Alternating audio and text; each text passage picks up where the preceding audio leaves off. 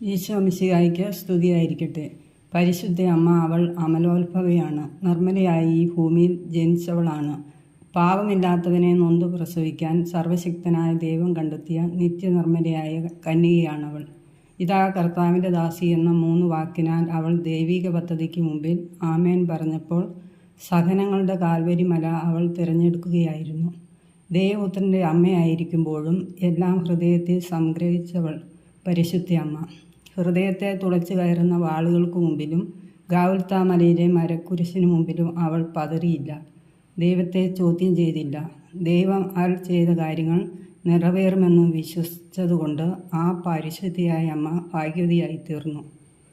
ആ അമ്മയുടെ വഴിയെ മക്കളായി നമുക്ക് നടന്നു ചെല്ലാം. ദൈവികമായ പദ്ധതികൾക്ക് മുമ്പിൽ ചോദ്യം ചെയ്യലുകളില്ലാതെ എളിമയോടുകൂടെ ആയിരിക്കാം.